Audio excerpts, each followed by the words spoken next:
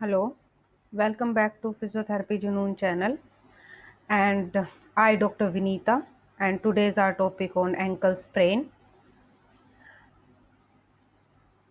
Ankle sprain make about 15% of all athletic injuries, with there is reported 23,000 ankle ligament injuries occurring each day in the United States.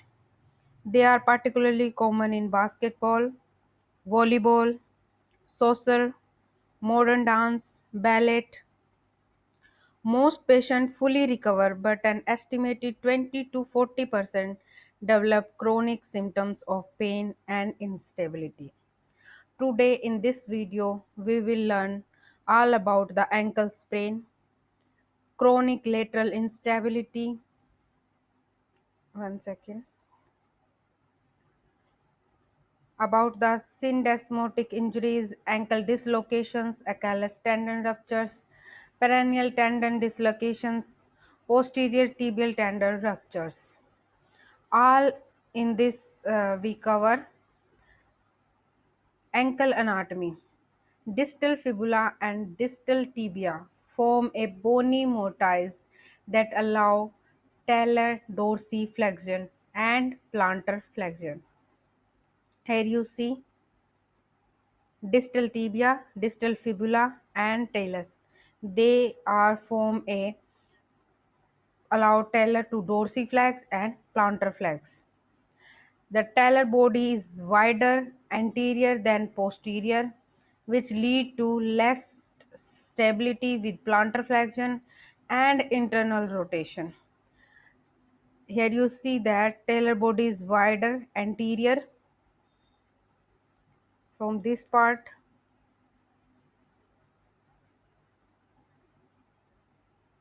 The talus has a shallow bicondylar appearance that has reciprocal articulation on the tibial platform. Next is the injury that leave the ankle unstable can change the ankle articulation and contribute to premature articular cartilage damage. Medial collateral ligament, superficial talotibial, naviculotibial and calcaneotibial fibers plus deep anterior talotibial and posterior talotibial fibers from posterior colliculus to talus and strongest portion of the deltoid ligament. Here you see in the picture about this medial collateral ligament. Next is the lateral collateral ligament. Anterior talofibular ligament first injured in the lateral sprain or with the plantar flex ankle, or calcaneofibular ligament, strongest lateral ligament and first injured in the lateral sprain with the dorsiflex ankle. Posterior talofibular ligament, these are the lateral collateral ligaments and their injury which happened firstly. Ankle sprain. What is the ankle sprain? Ankle sprain is a term used for ligament injury of the ankle, also known as twist ankle, rolled ankle, or ankle ligament injury. Mechanism of injury. The foot is placed in force inversion and plantar flexion. Here you see in the picture that the person who is a player, the foot is in inversion form. So next is, sorry, next is the, it can be from an unstable, irregular surface or also caused by forced trauma. Here you see in the picture like any trauma from outside, it may cause the ankle sprain.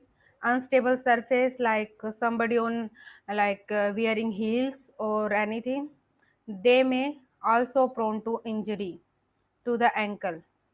Sign and symptoms. Swelling. First sign is the swelling. Here you see on the foot that swelling is present.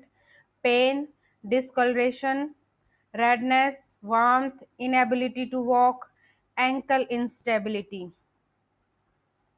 Classifications: ankle sprain classified into low ankle sprain, lateral ankle sprain, classic sprain 80% to 85%, medial ankle sprain. These two are the low ankle sprains.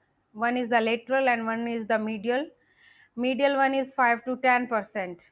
High ankle sprain, syndesmotic sprain, 5 to 10%.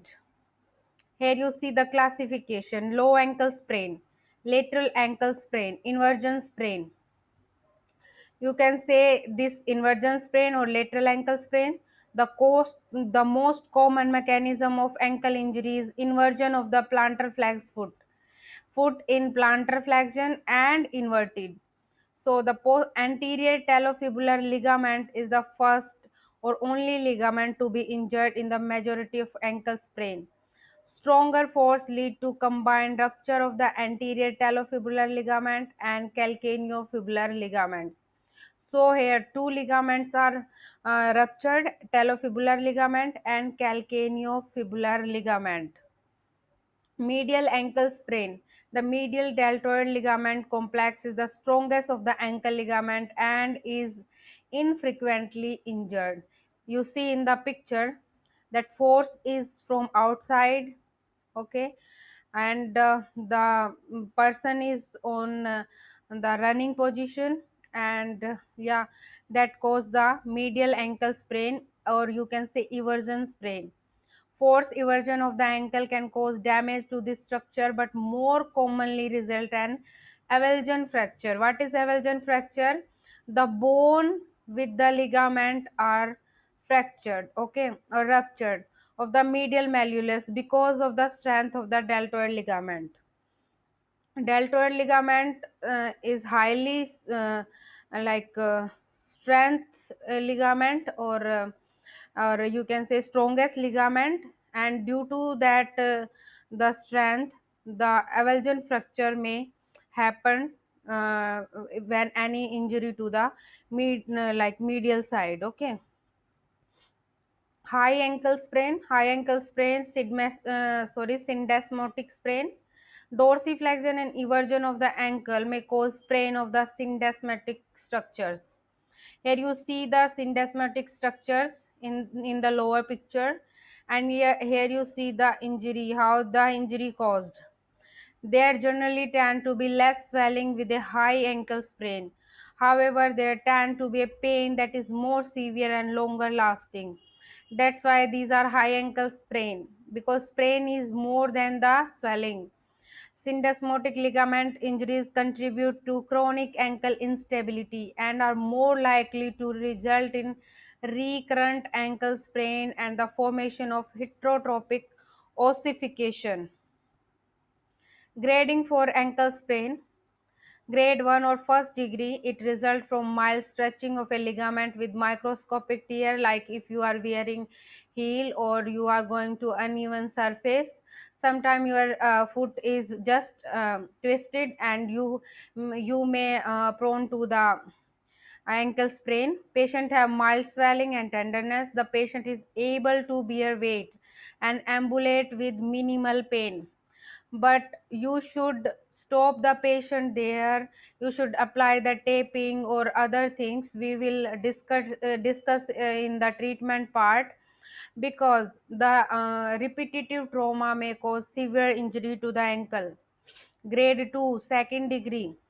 In more severe injury involving an incomplete tear of a ligament, there are no complete tear of ligament.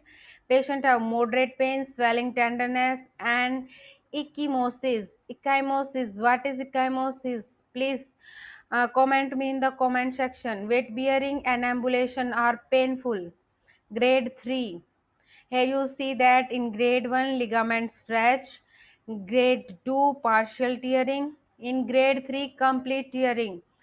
Like we see that the high sprain ankle, there is the malleolus with the deltoid ligament is ruptured or avulsion fracture is there. Involve a complete tear of ligament, patient have severe pain, swelling, tenderness, and ecchymosis.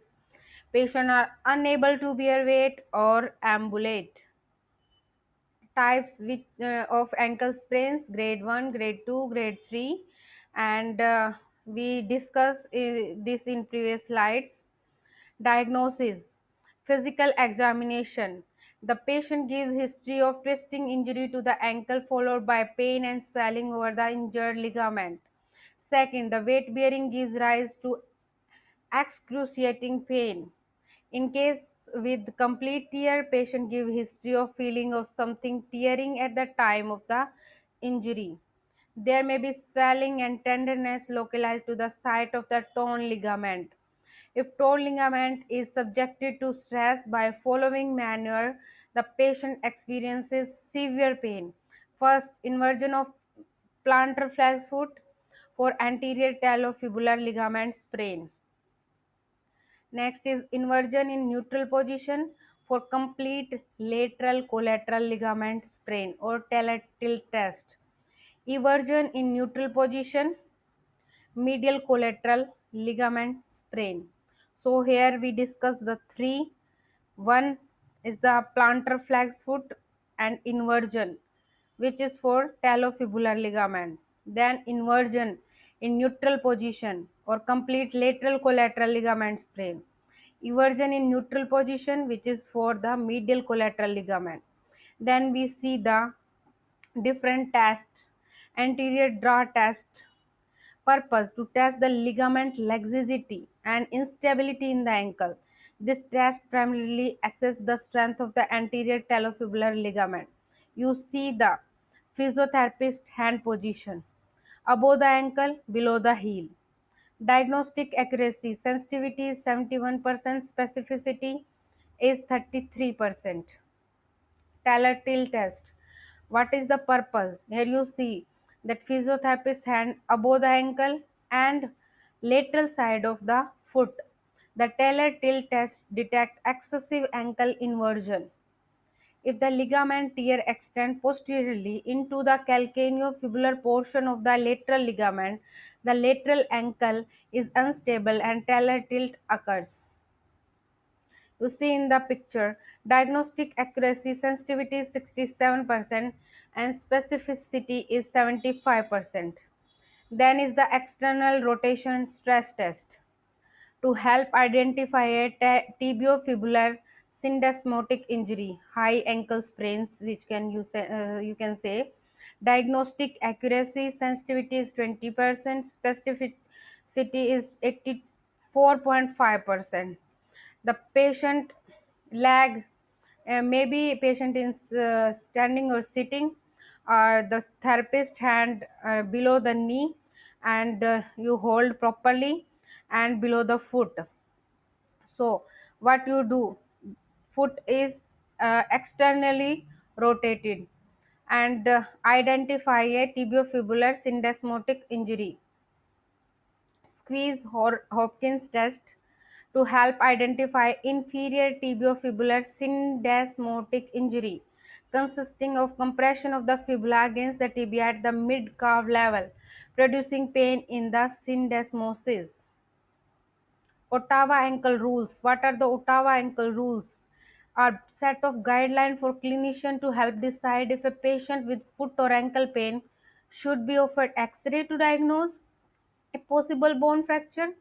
The sensitivity is 98.5%. The rules are as follow. An ankle series only indicate for patients who have pain in the malleolar zone, have bone tenderness at the posterior or tip of the lateral or medial malleolus, are unable to bear weight both immediately after the injury or for steps in the emergency department or doctor's office.